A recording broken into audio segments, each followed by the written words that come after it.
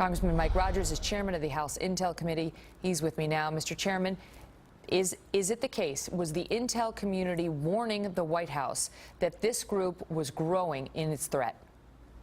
Oh, clearly, and this has been going on for years. We watched a pooling of these jihadists in eastern Syria and them establish a safe haven.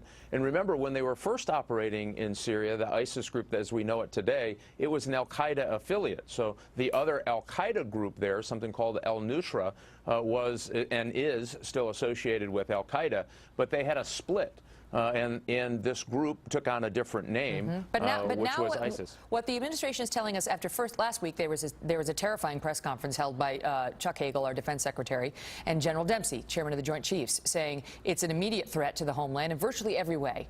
Then something happened over the weekend. They came out this week and said, oh, it's just a regional thing, not to worry. But now we're thinking about bombing Syria. So you tell the viewers, what is the truth?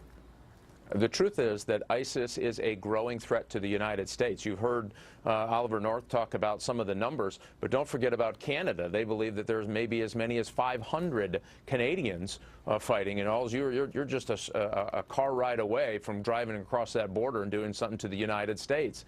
And countries like Morocco think they have 1,200. I think these numbers are low. Part of the problem is these folks are going with Western passports who are going for jihad. They're flying to separate countries and working their way into Syria. So we don't really know all of the individuals that are there.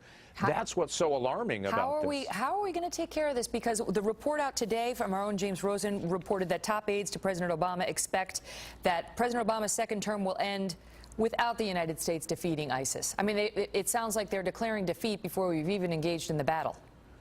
Well, we've seen this movie before, unfortunately. When Syria was starting to go, our Arab League partners were calling the United States. They came here, they sent leaders here, they asked Congress, they asked the White House, hey, we need some help here. We don't need, the 101st Airborne Division. We need intelligence. We need logistics. We need help in command and control. We need your leadership at the table, and we think we can handle this. And the White House really turned their back on those conversations. And the longer it went, the worse it got. And so our fear here is that this notion that if we just don't do anything, everything is going to be okay is going to continue. This is as dangerous a threat matrix as I have ever seen in my time on the Intel Committee, which is about 10 years, Megan. It is serious. We need to address it. And it's not just here, it's other places as well. But the Syria and Iraq portion of this present a new and unique opportunity for some really bad people to get back into Europe, to get back to the United States in a way that we haven't seen before. That is a chilling assessment, Mr. Chairman. Thank you for being here. Yeah.